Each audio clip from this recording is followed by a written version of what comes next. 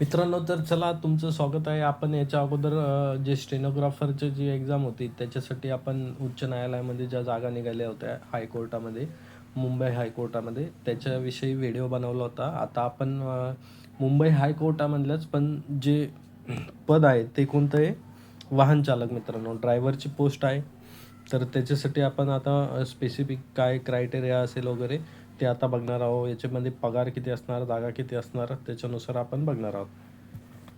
तर अगोदरच्या व्हिडिओमध्येच तुम्हाला मी सांगितलं होतं की जे बॉम्बे हायकोर्ट आहे त्याचे 2 बेंच बसले आहेत. म्हणजे नागपूरला एक आहे बेंच आणि एक छत्रपती संभाजीनगरला औरंगाबादला एक बेंच आहे. तर त्याच्यामध्ये मित्रांनो मुंबईसाठी वाहन चालकच्या किती जागा आहे मित्रांनो? तर 26 जागा आहे.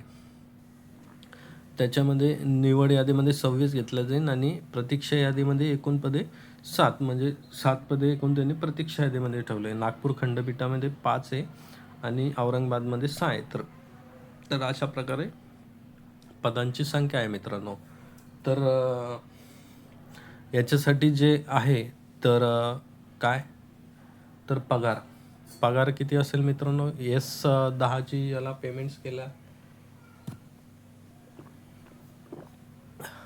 स्केल आहे 29,200 याची बेसिक आहे मित्रांनो. तर याचा पगार पण जवळजवळ तुमचा 60,000च्या जवळ जाणार आहे मित्रांनो. 60 ते 65,000च्या जवळ. तर हे जर ज्याच्याकडे जर लायसन वगैरे असेल, त्याला ड्रायव्हिंग वगैरे येत असेल तर त्याच्यासाठी हे बेस्ट पद आहे मित्रांनो. याची पात्रता काय?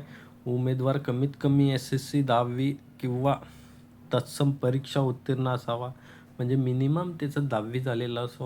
उमेदवारास मराठी व हिंदी भाषा लिहिता वाचता व बोलता येणे आवश्यक आहे. असा एकदम बेसिक क्रायटेरिया आहे. ज्याची 10वी झाली आणि त्याला वाचता लिहिता येतं हिंदी आणि मराठी, तो या पदासाठी इलिजिबल आहे. तर वयोमर्यादा 21 ते 38 जनरल ओपनसाठी, 21 ते 43 SC ST OBCसाठी. नंतर जे कर्मचारी आहेत न्यायालयीन कर्मचारी किंवा शासकीय कर्मचाऱ्यांसाठी 21 मिनिमम आहे आणि बाकी कमाल त्यांच्यासाठी लागू नाहीत. म्हणजे किती पण असलं तरी चालतं.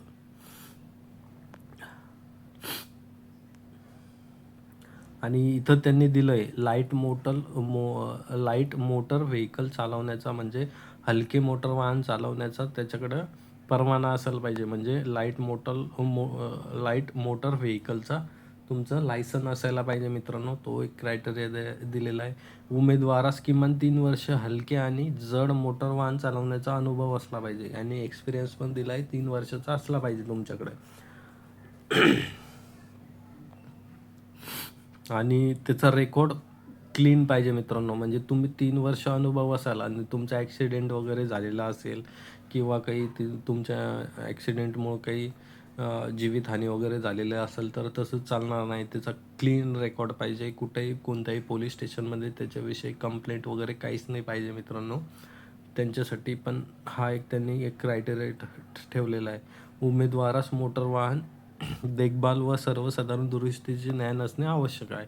म्हणजे ऑब्वियसली ड्रायव्हर आहे तर मेकॅनिक जर तुम्ही जजला घेऊन चालला, त्याला फास्टमध्ये कुठंतरी जजमेंट द्यायला जायचं आहे आणि मध्येच मी असं बोलू नाही शकत जजविषयी, पण ठीक आहे मी इथंच थांबवतो. जर तुम्हाला बेसिक म्हणजे ड्रायव्हरसाठी तुम्हाला बेसिक नॉलेज तरी पाहिजे गाडी दुरुस्ती करण्याचं, हे तुम्ही मुद्दा लक्षात घ्या.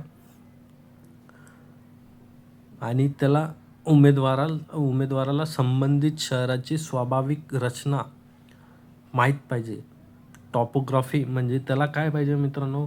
रस्ते वगैरे कुठं काय आहे, कुठं काय नाही आहे. म्हणजे मुंबईमध्ये काय आहे, मुंबईमध्ये कसे रस्ते आहेत, कुठून कुठं जायचं असतं, तिचं ज्ञान पाहिजे. नागपूरमध्ये पण तसंच. जर तुम्ही औरंगाबादला संभाजीनगरला फॉर्म भरला तर तुम्हाला नगरचं बेसिक नॉलेज पाहिजे, कुठं काय आहे वगैरे. कारण तुम्हाला कुठे पण जाऊ शकतो, तर तुम्हाला त्या शहराची परिपूर्ण माहिती असायला हवी. शारीरिकदृष्ट्या सुदृढ आणि निर्व्यसनी असावा. म्हणजे तुम्ही अल्कोहोल पिऊन तुम्ही जर ड्रायव्हिंग करायला लागला तर हे साफ चुकीचं आहे. तर त्यांनी दिलं आहे सुदृढ, म्हणजे तो फिजिकली फिट पाहिजे आणि निर्व्यसनी पाहिजे, त्याला कोणतंही व्यसन नाही पाहिजे. त्यांच्यासाठी अटी ज्या दिला आहे तर तुम्ही वाचून घ्या मित्रांनो. आणि ऑनलाईन अर्ज शुल्क जे ते 1,000 प्रत्येक पदासाठी सेमच आहे मित्रांनो.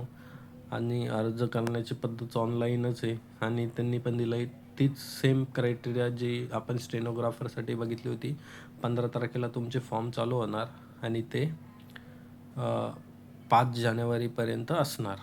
सकाळी 15 तारखेला ते सकाळी 11 वाजता चालू होणार. 5 जानेवारीला संध्याकाळी 5 वाजेपर्यंत ते असणार आणि 5ला ते बंद होणार 5 जानेवारीला.